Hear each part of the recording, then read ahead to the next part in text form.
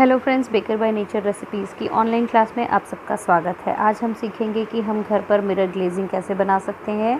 साथ ही tutti frutti pound cup cake हम कैसे बनाएंगे, ये परफेक्ट रोजेज़ और कई तरह की ऐसी चीज़ें आज हम सीखने वाले हैं इस ऑनलाइन क्लास में। तो आइए चलते हैं हमारे आज के क्लास की ओर। मैंने यहाँ पे टूटी फ्रूटी का पाउंड केक बनाया है, जिसमें मैंने डाला है 1/4 कप ऑयल। जितना हमने इसमें ऑयल यूज़ किया है उसका जस्ट डबल हम इसमें फ्रेश कर्ड यूज़ करेंगे। फ्रेश कर्ड से हमारा जो केक है वो बहुत ही ज़्यादा स्पॉन्ज और जालीदार बनता है।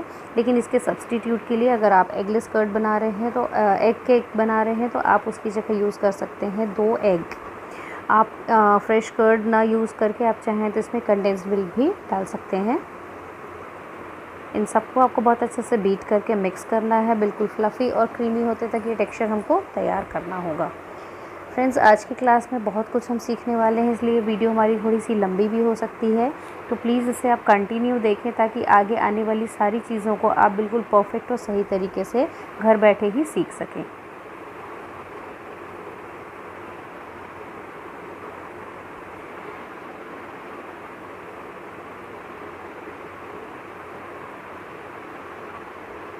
क्रिसमस का टाइम आ रहा है और हम हमेशा कहीं ना कहीं तरह के केक्स बनाते भी रहते हैं। पाउंड केक बहुत ही ज़्यादा टेस्टी होता है, बहुत ही ज़्यादा पसंद किया जाता है, इसलिए मैं यहाँ पे पहले आज पाउंड केक की रेसिपी आप सबको सिखा रही हूँ। साथ ही अब मैं इसमें डाल रही हूँ 3/4 कप ऑफ शुगर। ये मैंने यहाँ पे शुगर पाउडर यूज़ किया है, आप चाहें तो क्रिस्टल शुगर यूज़ करें, बट अगर आप शुगर पाउडर लेते हैं तो आपको इसको बीट करना और इन सब सारे मिक्सचर्स को एक साथ मिलाना बहुत ईजी हो जाता है। मिरर ग्लेजिंग के लिए भी कई तरह की रेसिपीज़ होती हैं, बट मैं आपको आज इस तरह की मिरर ग्लेजिंग बताऊंगी जिसमें आपको बाहर से कोई भी सामान लाने की ज़रूरत नहीं है। सब कुछ आपके घर में भी अवेलेबल होता है, क्योंकि अगर आप केक्स बना रहे हैं तो ये नॉर्मल चीज़ें आपके घर में मिल जाएंगी। और उसी से मैं आपको एक मिरर ग्लेजिंग सिखाऊंगी, बहुत ही ज़्यादा शाइनिंग और बहुत ही ज़्यादा परफेक्ट कंसिस्टेंसी के साथ चॉकलेट की मिरर ग्लेजिंग मैं आपको सिखाने वाली हूँ आज की क्लास में। साथ ही कई लोगों की शिकायत होती है कि हमारा जो व्हिपिंग क्रीम से रोज़ होता है वो बहुत परफेक्ट शेप में नहीं बनता है। वो कैसे बनाते हैं, फॉन्डेंट हम कैसे यूज़ करते हैं, ये सारी चीज़ें आज की ऑनलाइन क्लास में आपको फ्री और घर बैठे मिलने वाली हैं। तो ज़रूर देखें इस कंप्लीट वीडियो को, जिससे आपको हर तरह की चीज़ें बहुत ही क्लियर और बारीकी से मैं यहाँ पे समझा रही हूँ, ताकि आपको किसी भी तरह की कोई परेशानी आगे कभी केक बनाने में ना आए। ये हमारा मिक्सचर देखिए तैयार हो गया है। अब हम अपने सारे ड्राई इंग्रेडिएंट्स को इसमें छान करके डालेंगे, जिसके लिए मैंने यहाँ पे लिया है 1.5 कप मैदा, मतलब 1.5 कप मैदा मैंने इसमें यूज़ किया है। ये देखिए, सबसे पहले मैं इसमें मैदा डाल रही हूँ। छानकर हम सिर्फ इसलिए यूज़ करते हैं ताकि हमारे केक में थोड़ा बहुत भी जो लम्स है वो ना आए। और जो मैदा मैं यूज़ कर रही हूँ उसी मैदे से मैंने लगभग 1 से 1.5 चम्मच मैदा टूटी फ्रूटी के लिए निकाल लिया है। अब मैं इसमें डाल रही हूँ 1.5 चम्मच बेकिंग पाउडर। बेकिंग पाउडर ही हमारे केक को बहुत अच्छा और फ्लफ़ी और राइज़ करता है, इसलिए ये कंपलसरी है आपके केक में। और अब मैं इसमें डालूँगी 1/4 टीस्पून सॉल्ट। सॉल्ट हमारे मीठेपन को बहुत अच्छा इन्हांस करता है। आपको सिर्फ केक बिल्कुल मीठा मीठा नहीं लगेगा, इसलिए इसमें थोड़ा सा सॉल्ट ज़रूर डालें। साथ ही मैंने यहाँ पे यूज़ किया है 1/2 टीस्पून बेकिंग सोडा। इन सबको हम बहुत अच्छे से छान लेंगे। छानने का रीज़न सिर्फ इतना होता है फ्रेंड्स कि अगर हमारे जो ड्राई इंग्रेडिएंट्स हम यूज़ कर रहे हैं उसमें कोई भी लम्स होंगे या किसी भी तरह का कोई अलग मटेरियल होगा तो वो उससे बाहर निकल आएगा। साथ ही आपका जो केक होगा वो बिल्कुल परफेक्ट और बिना लम्स के और बहुत ही स्मूथ टेक्सचर तैयार होगा। इसलिए हमेशा मैं सजेस्ट करती हूँ कि हम इसमें छान करके ही चीज़ें डालें।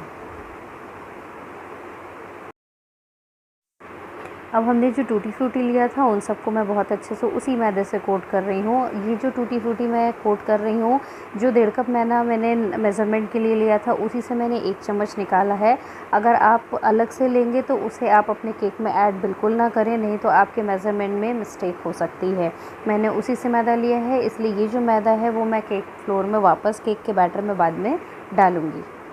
अब इन सभी चीज़ों को हम बहुत अच्छे से स्पैचुला से या फिर किसी भी चम्मच की सहायता से बहुत अच्छे से हमें मिक्स करते जाना है। और ध्यान रखें फ्रेंड्स, आपका जो मेन प्रोसेस है वो है बीटिंग प्रोसेस, जिसे आपको कंटिन्यू राउंड राउंड मिक्स नहीं करना है। इन सब को हम बहुत अच्छे से कट एंड फोल्ड मेथड से मिक्स करेंगे। देखिए, ये एक बार मैं स्पैचुला राउंड घुमा रही हूँ और फिर मैं बीच से उस बैटर को कट कर रही हूँ। इस प्रोसेस से अगर आप अपने केक को बीट करते हैं तो वो कभी भी ओवर बीट नहीं होता है और बहुत ही अच्छे से सारे लम्स इसके निकल जाते हैं। अब मैंने इसके लिए लिया है हाफ़ कप दूध, जो मैं एक बार में नहीं डालूँगी, थोड़ा थोड़ा करके डालूँगी, क्योंकि ये दूध हमारे बैटर की कंसिस्टेंसी के लिए होता है। इसलिए अगर आप एक बार में दूध डालते हैं तो कई बार ऐसा होता है कि आपकी कंसिस्टेंसी बहुत पतली हो जाती है। तो अगर आप थोड़ा थोड़ा दूध डालते हैं तो आप चेक कर सकते हैं कि आपको अपने केक का बैटर कितना गाढ़ा रखना है। ये देखिए, थोड़ा थोड़ा मिलाते जा रही हूँ। अब मैं फिर से थोड़ा सा दूध डालूँगी। मैं 3 से 4 बार में ये दूध ऐड करूँगी ताकि हमारा जो बैटर है बिल्कुल सही कंसिस्टेंसी पे तैयार हो सके। इन सारी चीज़ों को मिक्स करने से पहले ही हमें अपना जो केक टिन है उसे ग्रीस कर लेना होगा।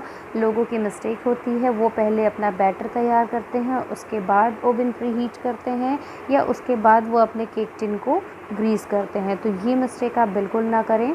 आप सारे इंग्रेडिएंट्स पहले रेडी करें और उसके बाद अपने केक टिन को ग्रीस करें।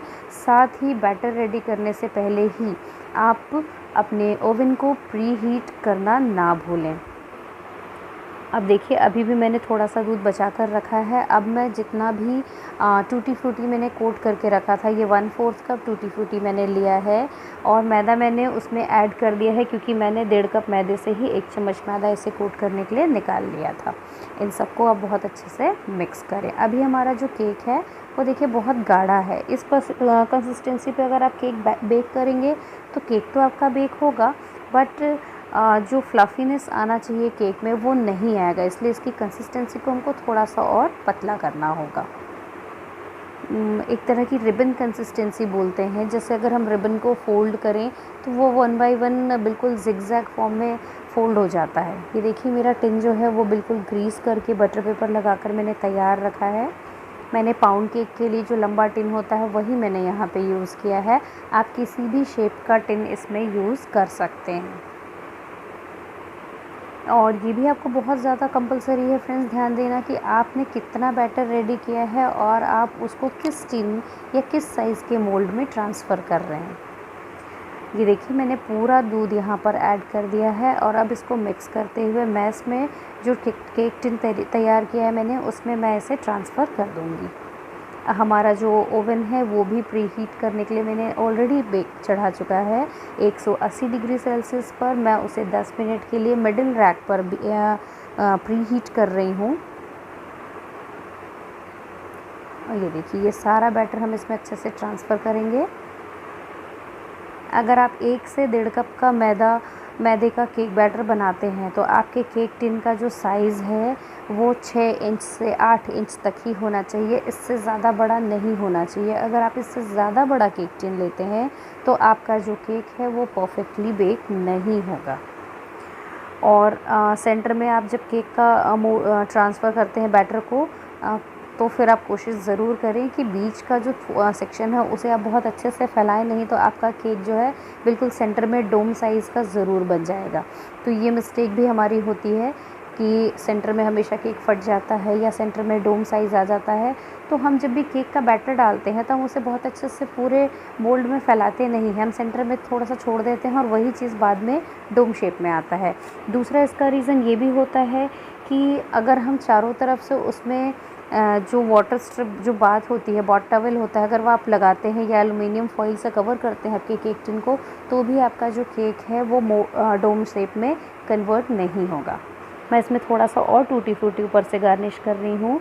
ये टूटी फ्रूटी हमको ऊपर दिखेगा, कुछ इसकी टूटी फ्रूटी के लेयर्स अंदर जाएंगे, बट ये पूरी तरह से अंदर नहीं जाएगा क्योंकि हमने ऑलरेडी इसमें टूटी फ्रूटी डाल दिया है।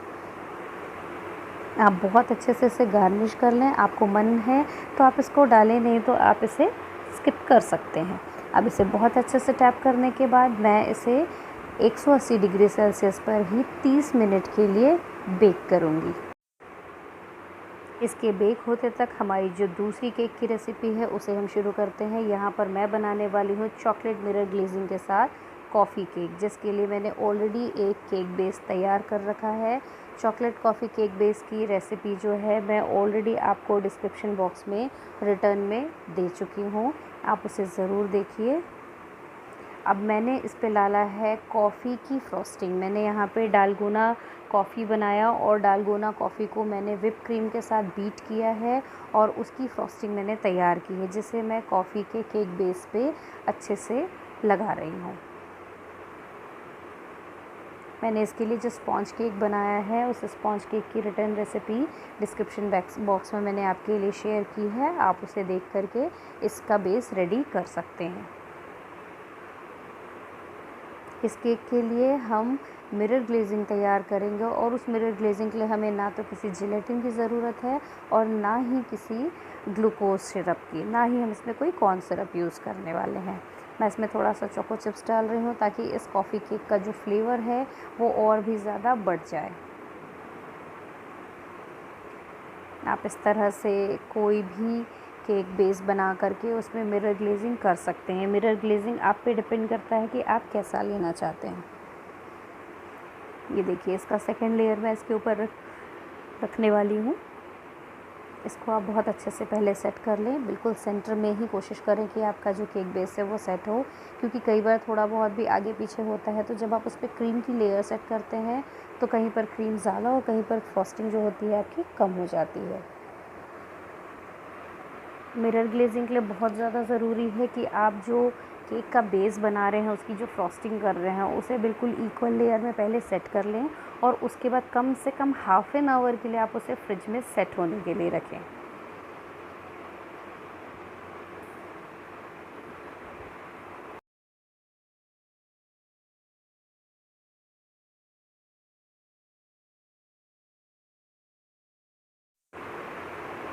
फ्रॉस्टिंग करते समय ध्यान रखेंगे कि आप जो फ्रॉस्टिंग बना रहे हैं, आपने जिस तरह की क्रीम रेडी की है, वो क्रीम आपके केक के लिए बिल्कुल परफेक्ट है या नहीं, और आपने उसे कितनी मात्रा में बीट किया है। क्योंकि अगर आप बहुत ज़्यादा बीट करके रखेंगे तो भी आपको वो केक फिर बनने के बाद उसे बच जाता है, उसे आपको फ्रिज में रख करके नेक्स्ट केक के लिए यूज़ करना होगा। तो 1 कप क्रीम जो है सफिशिएंट होता है 1 से 1.5 पाउंड के केक के लिए, अगर आप एक नॉर्मल फ्रॉस्टिंग करते हैं तो। ये देखिए, थोड़ा थोड़ा बिल्कुल इस तरह से बैच आप ले करके लगाते चले जाएं और आपके साइड का जो केक होगा वो भी बहुत इजीली कवर हो जाएगा।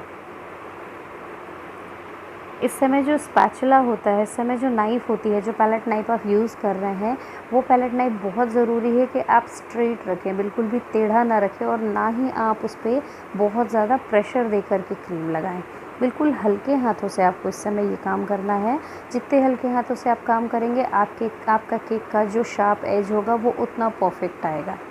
थोड़ी सी प्रैक्टिस लगेगी। आप रेगुलर इस पे अगर केक बनाते हैं घर पे, तो आप हर बार कोशिश करें कि आपके क्रीम को आपके केक को थोड़ा सा डेकोरेट करें, जिससे उस पर परफेक्ट आपका जो पैलेट नाइफ़ का घुमाने का या उसको चलाने का जो तरीका है वो बिल्कुल सही आ जाए।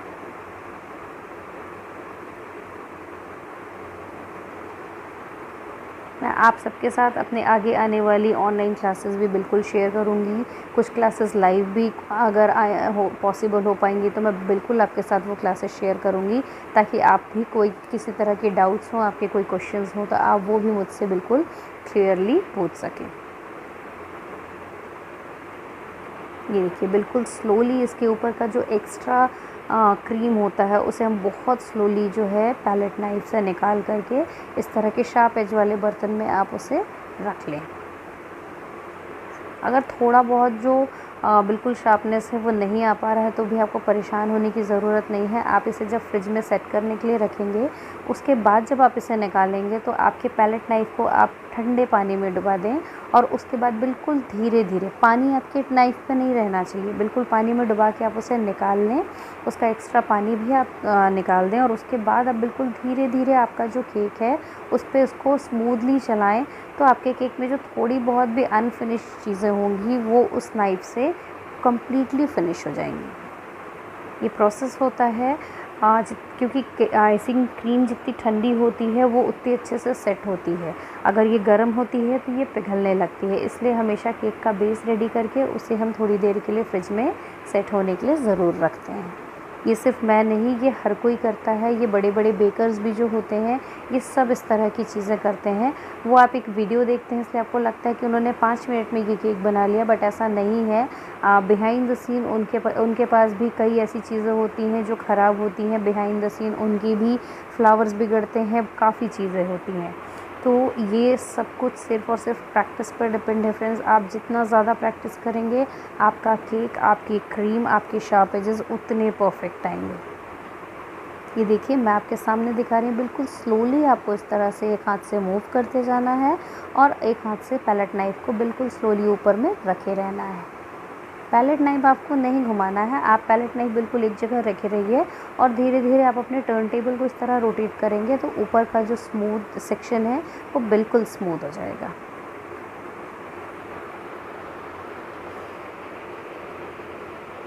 डालगोना केक काफ़ी ज़्यादा जो है हिट हुआ है, काफ़ी वायरल हुआ है इस लॉकडाउन के समय पे। आप ज़रूर कोशिश करें इस केक को बनाने की। बिल्कुल जो डालगोना कॉफ़ी बनती है, 1 चम्मच कॉफ़ी, 2 चम्मच शक्कर और 1 चम्मच गर्म पानी, इन सबको बहुत अच्छे से आप बिल्कुल लाइट और फ्लफ़ी होते तक बीट कर लें। आपका जो है डालगोना कॉफ़ी वो रेडी हो जाएगा और इसे बीट करके आप फ्रिज में रख दें। उसके बाद आप अपना जो व्हिपिंग क्रीम है उसे बिल्कुल पीक्स आते तक बीट करें और उसके बाद आपके डालगोना कॉफ़ी को इसमें मिक्स करें और एक बार आप इसे फिर से 30 से 40 सेकेंड के लिए बीट कर दें। तो आपका जो डालगोना क्रीम है वो परफेक्टली बीट होकर के तैयार हो जाएगा। और ये काफ़ी स्टेबल होता है क्योंकि इसमें कॉफ़ी का जो बॉन्डिंग है वो भी साथ में रहता है, इसलिए ये क्रीम जो है काफ़ी स्टेबल होती है। इससे आप अगर कोई परफेक्ट रोज़ बनाएंगे तो वो बहुत ही ज़्यादा परफेक्ट बनेगा, बिल्कुल सही शेप में आपके रोज़ेज़ या आपके अदर चीज़ें जो आप डेकोरेट करने के लिए यूज़ करेंगे वो बनेगी। इसमें आपको ना कोई जेलेटिन डालने की ज़रूरत है, ना ही किसी एग की ज़रूरत पड़ेगी। ये देखिए हमारा जो शार्प एज है वो ऑलमोस्ट रेडी हो गया है। अब इसे मैं 15 से कम से कम 30 मिनट के लिए मैं इसे फ्रिज में सेट होने के लिए रखूँगी। तब तक हमारा जो पाउंड केक है वो ऑलमोस्ट रेडी हो गया होगा। उसे हम देखेंगे कि हमारा पाउंड केक कैसा तैयार हुआ है।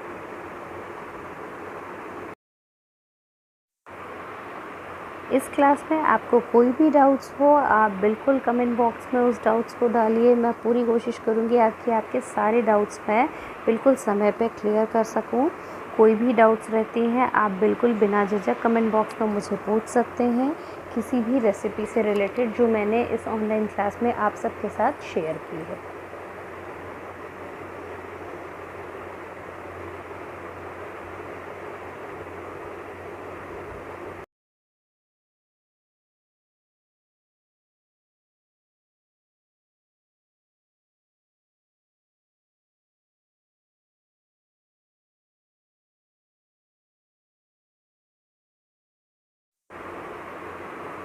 अब इसमें साइड के बेस में जो आपकी एक्स्ट्रा क्रीम लगी होगी, आप कोई भी ऐसा टिश्यू पेपर या किचन टॉवल ले लें जो बिल्कुल क्लीन हो और उससे उसको बिल्कुल स्लोली आपके इंडेक्स फिंगर से रिमूव करते चले जाएं, तो आपका जो साइड बेस होगा वो बिल्कुल क्लीन हो जाएगा। ऐसे अगर आप साइड में कोई डेकोरेशन बना रहे हैं, कोई डिज़ाइन डाल रहे हैं तो इसे क्लीन करने की नीड नहीं होती। बट अगर आप बिल्कुल शार्प एज में या कोई क्लियर सिर्फ व्हिपिंग क्रीम के साथ कोई डेकोरेशन दे रहे हैं जिसमें आप साइड में कोई पैटर्न नहीं बना रहे हैं, तो आप इसे ज़रूर कोशिश करें कि आप इसे बहुत अच्छे से क्लीन कर लें। अब ये देखिए ये तैयार है। अब हम बनाएंगे हमारी मिरर ग्लेजिंग, जिसके लिए मैंने एक पैन लिया है।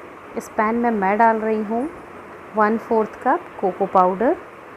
ये जनरली आपको इजीली मार्केट में अवेलेबल है, इसके लिए आपको बहुत मशक्क़त नहीं करनी होगी। अब मैं इसमें डाल रही हूँ सेम क्वांटिटी में पाउडर शुगर। मैंने 1/4 कप यहाँ पर कोको पाउडर यूज़ किया है और मैं इसे सेम इसी क्वांटिटी में 1/4 कप मैंने पाउडर शुगर लिया है। इन दोनों को पहले आप बहुत अच्छे से मिक्स करें। अभी मैंने अपना जो फ्लेम है वो ऑफ़ रखा है, मैंने अभी फ्लेम ऑन नहीं किया है। अब मैं इसमें डाल रही हूँ 1/4 कप वाटर। मैंने जितना कोको पाउडर और शुगर लिया था उतना ही मैंने पानी लिया है और इन सबको पहले हम बहुत अच्छे से मिक्स करेंगे। अभी भी आपको फ्लेम ऑन करने की ज़रूरत नहीं है, पहले आप इन सबको बहुत अच्छे से मिक्स कर लें। इसमें मैं कोई जेलेटिन नहीं डालूँगी, मैं किसी भी तरह का ग्लूकोज सिरप या फिर कॉर्न सिरप भी यूज़ नहीं करूँगी, मैं कोई मिल्क मेड यूज़ नहीं करूँगी और बहुत ही इजी इंग्रेडिएंट से ये गनाश हम तैयार करेंगे, ये मिरर ग्लेजिंग हम तैयार करेंगे। बिल्कुल डार्क चॉकलेट की बिल्कुल शाइनी ग्लेजिंग जो है हम रेडी करेंगे हमारे केक के लिए। फ्लेवर के लिए आप चाहें तो इसमें थोड़ा सा कॉफ़ी भी डाल सकते हैं, क्योंकि हम कॉफ़ी केक बना रहे हैं तो हम इसमें 1 चम्मच कॉफ़ी भी डाल सकते हैं। बट ऑलरेडी मैंने जो हमारी फ्रॉस्टिंग है उसमें डालगोना प्रिपेयर करके डाला है, इसलिए ज़रूरी मैं यहाँ पे नहीं डाल रही हूँ। बट अगर आपको कॉफ़ी का फ्लेवर बहुत ज़्यादा पसंद है तो आप थोड़ा सा उसमें डाल सकते हैं। हाँ बिल्कुल, आप यूज़ कर सकते हैं इसमें, आपको जैसा अगर आप चाहें तो इसमें थोड़ा बहुत ग्लूकोज़ सिरप भी डाल सकते हैं, बट मैंने ऑलरेडी शुगर डाला है तो यहाँ पे ग्लूकोज़ सिरप की ज़रूरत नहीं है। अब जो है मैं फ्लेम ऑन करूँगी और फ्लेम ऑन करने के बाद मैं इसे कुक करूँगी। यहाँ पर मैंने डाला है हाफ़ कप मिल्क। यहाँ पे मिल्क की क्वांटिटी मैंने ज़्यादा की है, साथ ही मैं यहाँ पे डाल रही हूँ 1/4 कप विपिंग क्रीम। मैंने मिल्क ज़्यादा किया है, आप चाहें तो विपिंग क्रीम बढ़ा लें और मिल्क की क्वांटिटी कम कर लें। इन सबको मिक्स करके अब हम अपना फ्लेम ऑन करेंगे और इसे बिल्कुल गाढ़ा होते तक पकाना है, अच्छा थिक होते तक आपको पकाना है। मैंने यहाँ पे थोड़ा इसे पतला रखा है, आप चाहें तो बिल्कुल थिक इसको कर लें और उतनी देर तक आप इसे बहुत अच्छे से कुक करें। कंटिन्यू चलाते हुए इसे आप कुक करते जाएं, नहीं तो ये नीचे की ओर थोड़ा सा बैठ जाएगा, क्योंकि इसमें जो कोको पाउडर है वो थिक होना शुरू हो जाएगा और वो नीचे बैठने लगेगा। बिल्कुल लो टू मीडियम फ्लेम पर ही आप इसे कुक करें। मीडियम फ्लेम पर आप इसे आसानी से कुक कर सकते हैं। हाई फ्लेम कोशिश करें आप थोड़ा सा इग्नोर करें। कई बार होता है कि हम हाई फ्लेम पे कर रहे हैं और अगर हमने उसे नहीं चलाया तो वो नीचे से बैठ जाता है, इसलिए कोशिश करें कि आप इसे कंटिन्यू चलाते रहें।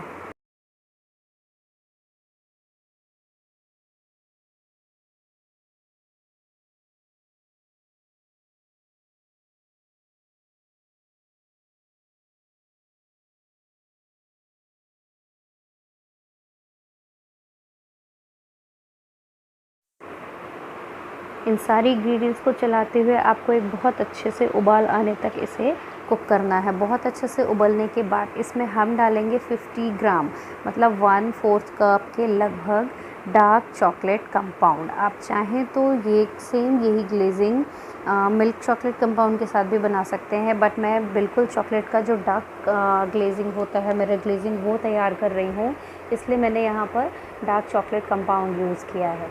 यहाँ पर अच्छे से उबलने के बाद ही हम उसे डालें, क्योंकि जैसे ही आप इसमें चॉकलेट डालेंगे आपका जो ग्लेजिंग है, आपका जो मिरर ग्लेज़ आप तैयार कर रहे हैं वो थिक होना शुरू हो जाएगा। इसलिए पहले ये एक बार अच्छे से उबल जाए कि इसमें अगर कोई भी शुगर के लम्स हो या कोई भी चीज़ें रह गई हों तो वो बहुत अच्छे से मेल्ट हो जाए।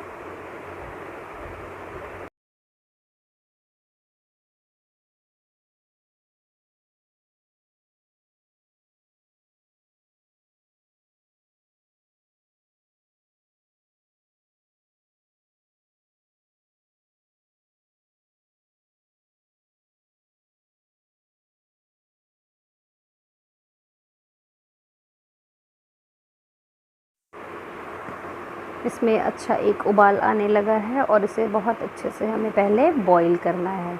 बॉइलिंग कर पॉइंट ही इसका सबसे ज़्यादा मेन टिप है। अगर आपका ये चीज़ बहुत अच्छे से बॉईल नहीं होगा तो जब आप इसमें चॉकलेट डाल के इसको कुक करेंगे तो चॉकलेट तो गाढ़ा होगा बट ये बहुत अच्छे से गाढ़ा नहीं हो पाएगा। और इस तरह से अगर आप मिरर ग्लेजिंग बनाते हैं तो बहुत ज़रूरी है कि आप इन सब चीज़ों को बहुत अच्छे से मिक्स करके विदाउट लम्स एक अच्छा बॉइलिंग दें, बहुत अच्छे से कुक करें। ये जितना थिक होगा आपका जो गनाश है मिरर ग्लेजिंग है उतनी परफेक्ट आएगी। ये देखिए मैंने यहाँ पे 50 ग्राम ऑफ डार्क चॉकलेट डाला और इसे मैं बहुत अच्छे से मिक्स करते जा रही हूँ। और इस पॉइंट पे आपको जो है आपका फ्लेम बंद कर देना है, नहीं तो आपका जो कंपाउंड है, जो चॉकलेट कंपाउंड हमने इसमें यहाँ पे डाला है वो अगर कोको बटर रिलीज़ करेगा तो हमारा जो मिरर ग्लेजिंग तैयार हो रहा है वो बहुत स्मूथ नहीं बनेगा। इसलिए इस समय जब तक वो चॉकलेट पूरी तरह से मेल्ट ना हो जाए तब तक आप अपने फ्लेम को ऑफ़ रखें। पूरी तरह से मेल्ट होने के बाद ही आप अपने फ्लेम को दोबारा ऑन करें और आपकी जो मिरर ग्लेजिंग है उसे बहुत अच्छे से गाढ़ा होते तक कुक करना है। ये देखिए अभी ये बहुत पतला है, अभी कम से कम इसे हम 5 से 10 मिनट के लिए कुक करेंगे, जिससे ये काफ़ी गाढ़ा हो जाएगा। और गाढ़ा होने के बाद हम इसे एक नॉर्मल टेम्परेचर में आने तक गैस फ्लेम से अलग रखेंगे और उसके बाद इसे हमें छानना भी है। ये देखिए कंटिन्यू चलाते जाएं, जिससे थोड़ा बहुत भी अगर लम्स होगा, चॉकलेट बचे होंगे, तो वो सारी चीज़ें बहुत अच्छे से इसमें मेल्ट हो जाएंगी। अब इसे आपको कंटिन्यू चलाते जाना है, क्योंकि इसमें चॉकलेट है, तो जैसे जैसे ये ठंडा होना शुरू होगा ये गाढ़ा भी होता चला जाएगा। इससे पहले हम इसे अच्छे से छान लेंगे। इस तरह के किसी भी छन्ने से आप पहले से छान लें। आप देख सकते हैं चॉकलेट कितना गाढ़ा हो गया है। इसे थोड़ा सा अच्छे से ठंडा करने तक हमें छोड़ना है। आप चाहें तो अगर आपका चॉकलेट गाढ़ा नहीं हुआ तो आप इसे 10-15 मिनट के लिए फ्रिज में भी रख सकते हैं। फ्रिज में रखने पर इसकी कंसिस्टेंसी अच्छी हो जाएगी। देखिए जो थोड़े बहुत भी इसमें लम्स थे वो हम सबने इसे अच्छे से छान करके निकाल लिया है। अब इस तरह का कोई एक रैक ले लें, नीचे एक बड़ी थाली ले लें और जो केक हमने फ्रिज में सेट करके रखा था उस केक को ले आएँ और एक बड़े पैलेट नाइफ़ से या 2 पैलेट नाइफ़ की सहायता से पहले इस केक को धीरे से नीचे से उठाएंगे और केक बेस से अलग करके हमारे रैक के ऊपर रखेंगे। अगर आप इस तरह से इसमें ग्लेजिंग डालेंगे तो आपका जो केक बेस है, जो बोर्ड है, वो पूरा ख़राब हो जाएगा। इसलिए इस तरह से पहले आप उसे रैक पे निकाल लें। आप बहुत धीरे से ये काम करें, आपका केक बिल्कुल ख़राब नहीं होगा। अगर नीचे थोड़ा बहुत ख़राब होता भी है तो आप उसे बाद में सेट कर लें। ये देखिए बिल्कुल परफेक्ट कंसिस्टेंसी पे हमारा जो मिरर ग्लेजिंग है वो तैयार हुआ है और इसे धीरे धीरे सब तरफ से बिल्कुल अच्छे से फैलाते हुए आपको डालते जाना है। अगर आपको ऐसा लगता है कि आपकी जो कंसिस्टेंसी है वो बिल्कुल परफेक्ट नहीं है तो कोई इशू नहीं है फ्रेंड्स। आप उसे जो आपका जो नीचे आपका सेक्शन में अलग से जो हमारी ग्लेजिंग बच रही है वो आप दोबारा ले लें, उसे थोड़ा सा और कुक कर लें या आप उसे और थोड़ा सा जमा लें और उसके बाद आप इसे दोबारा आपके केक पे डालें तो भी आपका केक बिल्कुल ख़राब नहीं होगा और बिल्कुल अच्छी शाइनी वाली ग्लेजिंग जो है आपके केक पे आ जाएगी। ठंडा होने के बाद ये थोड़ा सा और गाढ़ा हो जाएगा। साइड के जो लेयर्स हैं, हम कॉफ़ी केक के लिए जो थोड़ा सा सेक्शन होता है शेडेड, वो हम ऐसे ही छोड़ेंगे, हम उसे पूरी तरह से कवर नहीं करेंगे। इसका जो एक्स्ट्रा गनाश होगा, जो एक्स्ट्रा ग्लेजिंग है, उसे हम अच्छे से पहले रिमूव होने देंगे और उसके बाद फिर हम अपने केक को वापस अपने केक बोर्ड के ऊपर रख लेंगे। और ये जो ग्लेजिंग आपकी बच गई है ना नीचे थाली में, ये आप दोबारा स्टोर करके रख सकते हो और जब भी आपको इस तरह की कोई ग्लेजिंग केक बनानी होगी या कोई चॉकलेट ग्लेज़ की का स्वीट डेज़र्ट रेडी करना होगा तब आप ये ग्लेजिंग दोबारा उस पर यूज़ कर सकते हैं।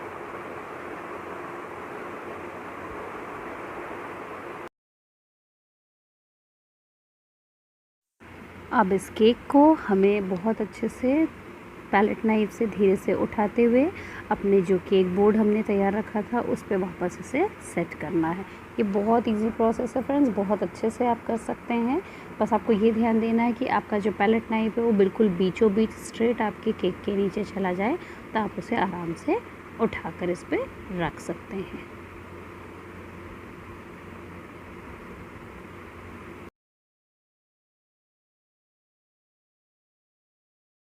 तरह से सेंटर में आप पहले उसे रख दें और इसके बाद आप इसे फिर से 10 से 15 मिनट के लिए फ्रिज में बहुत अच्छे से सेट होने के लिए रखें। तो जो भी आपकी मिरर ग्लेजिंग एक्स्ट्रा होगी वो सारी ग्लेजिंग बहुत अच्छे से इस पर सेट हो जाएगी। अब इसके आगे का प्रोसेस करने के लिए हमें इसे थोड़ा सा वेट करना होगा। तब तक हम हमारा जो व्हिपिंग क्रीम है वो तैयार कर चुके हैं और इसमें मैं थोड़ा सा डेकोरेट करके आपको दिखाऊंगी कि हम जो रोज़ पेटल्स बनाते हैं, रोज़ बनाते हैं, वो इतना स्टिफ़ और परफेक्ट कैसे बनता है और वो आप इस पर सेट करके फिर डेकोरेट करेंगे। ये देखिए अब हम सीखेंगे हमारा जो रोज़ है वो कैसे प्रिपेयर किया जाता है। ये देखिए मैंने ऑलरेडी मीडियम साइज़ का एक रोज़ नोज़ल लिया है, साथ ही मैंने एक नेल लिया है जिस पे मैं आपको रोज़ बनाकर दिखाऊंगी। बहुत ही इजी टिप्स है। आपके नोज़ल का जो चौड़ा पार्ट होता है उसे आप नीचे रखें और जो उसका बिल्कुल पतला पार्ट होता है उसे आप ऊपर रखें और एक साइड से उठाते हैं। पहले आपको सेंटर में एक बेस बनाना है। सेंटर में बेस बनाने के बाद आप एक साइड से उठाएंगे और दूसरे साइड से उसे ड्रॉप करेंगे। इस तरह से पहले आप एक देखिए मैंने सेंटर में एक सेक्शन ले लिया है। ये देखिए मैंने एक साइड से उठाया, दूसरे साइड से उसे ड्रॉप कर दिया। जिस साइड से आप उठा रहे हैं उस साइड आपके नोज़ल का चौड़ा पार्ट और जिस साइड आप उसे डाउन करने वाले हैं उस साइड आपके नोज़ल का बिल्कुल पतला पार्ट होना चाहिए। बस इसी तरह से कंटिन्यू आपको ये प्रोसेस करना है और आपका जो रोज़ है पलट कर तैयार हो जाएगा। और इस तरह से नाइफ से उसे निकाल करके आप किसी भी केक के डेकोरेशन पे यूज़ कर सकते हैं। साथ ही मैं आपको यहाँ पे फॉन्डेंट से भी रोज़ बनाने का एक छोटा सा टिप बताने वाली हूँ। इस तरह से आप कोई भी कलर का फॉन्डेंट ले लें और उसे बिल्कुल नॉर्मल वे पे बेल लें।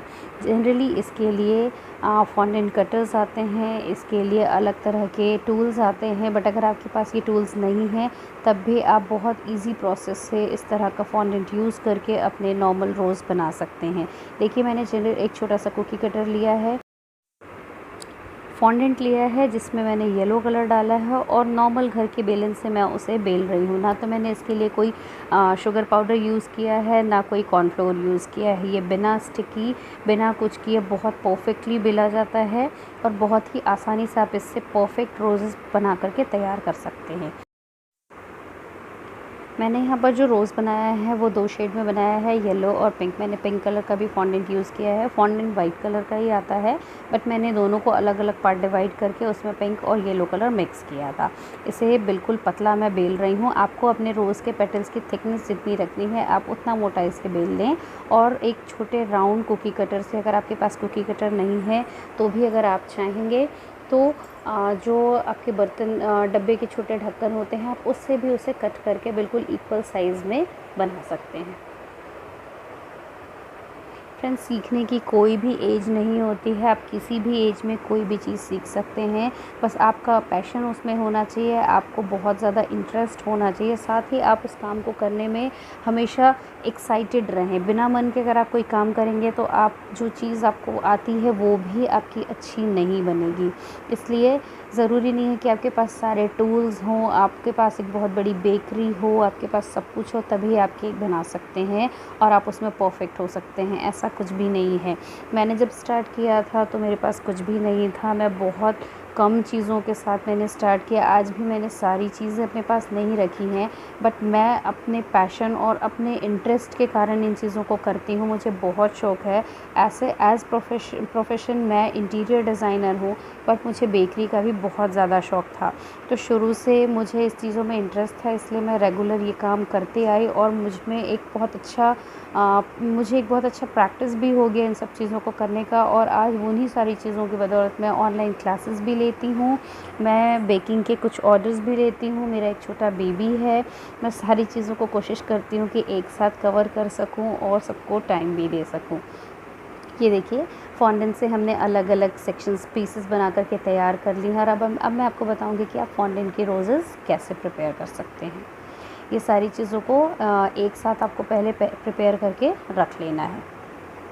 आप रोज़ेस देख रहे हैं, मैंने आपके सामने रोज़ बनाया है, काफ़ी देर हो गया है। वो रोज़ ना तो मेल्ट हो रहा है, ना ही उसके पेटल्स इधर उधर हो रहे हैं। बिल्कुल परफेक्ट बना हुआ है। ज़रूरी नहीं है कि एसी रूम में ही आप ये काम करें। हाँ, एक चीज़ है, अगर आप व्हिपिंग क्रीम के साथ ये काम करते हैं तो व्हिपिंग क्रीम बहुत ज़्यादा गर्मी में मेल्ट होने लगता है।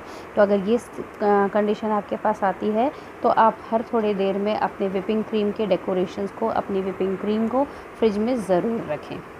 ये देखिए मैंने काफ़ी इसके सेक्शंस जो हैं रेडी कर लिए हैं। अब एक के बाद एक, क्योंकि मैं 2 शेड के आपको फ्लावर्स बना के बता रही हूँ, तो एक के बाद एक मैं ये सारे फ्लावर्स को एक साथ आपको अरेंज करके दिखाऊंगी।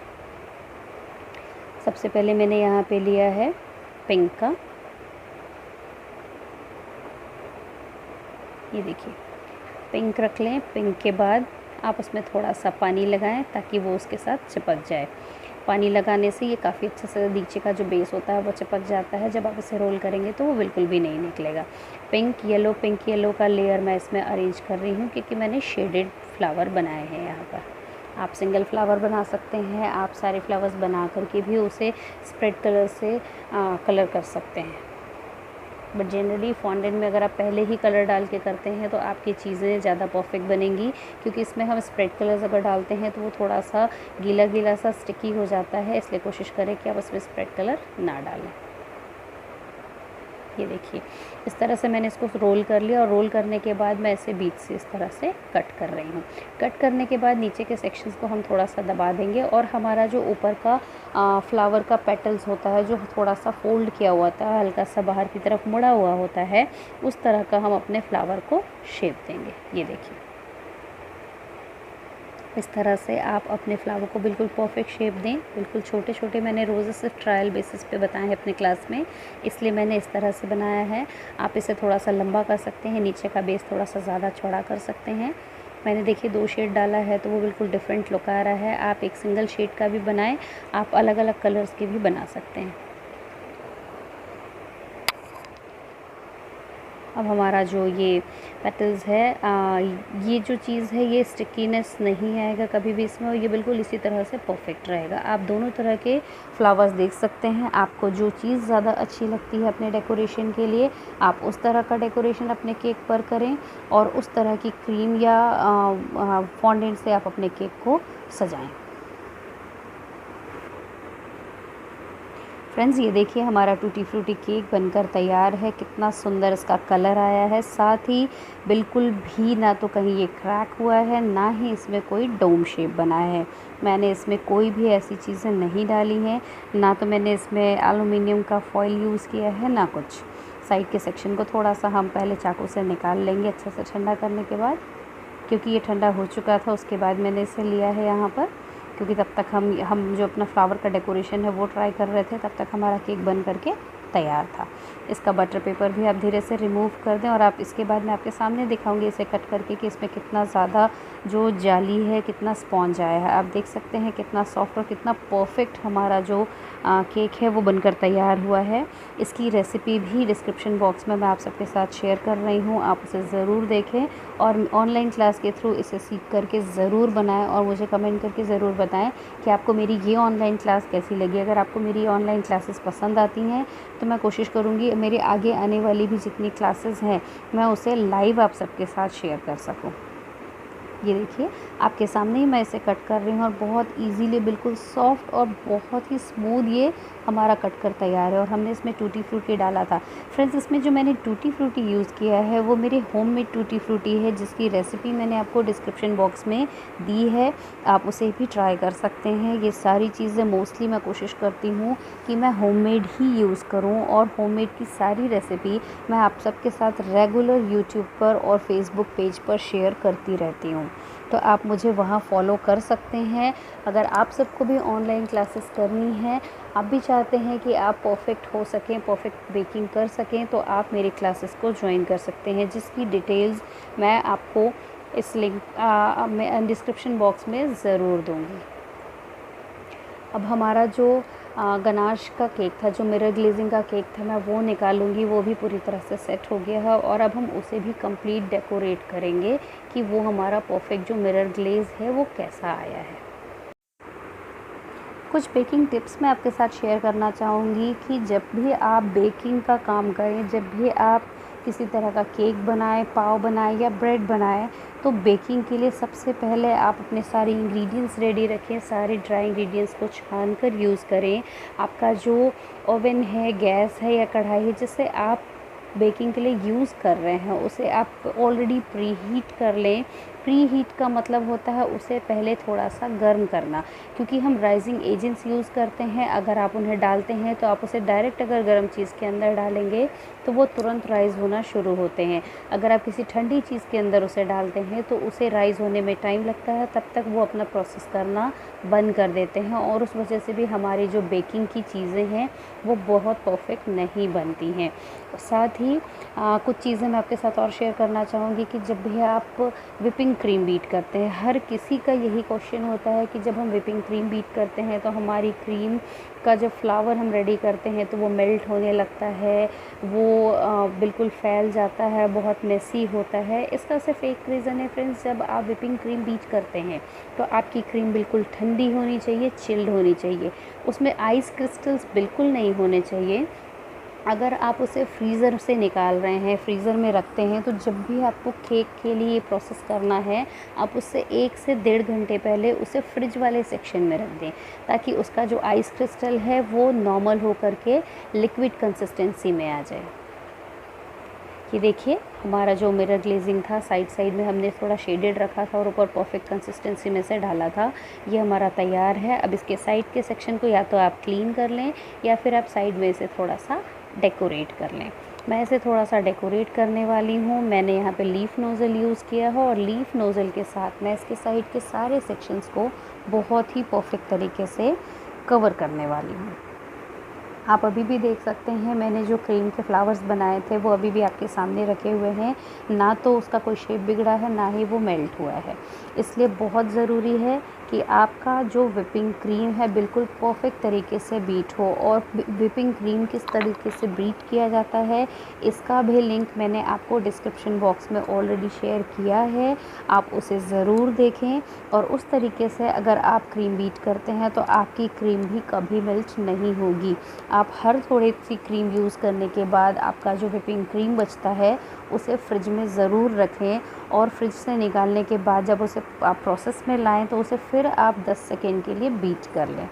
ये देखिए नॉर्मल जो रोज़ नोज़ल है उससे मैंने इसके साइड के पैटर्न्स को बनाया है। बिल्कुल हल्के हल्के मैं वाइब्रेट कर रही हूँ अपने हाथ को सिर्फ आगे पीछे, और उस तरीके से हम इसके साइड के सेक्शंस को देखिए कितने अच्छे से डेकोरेट कर रहे हैं।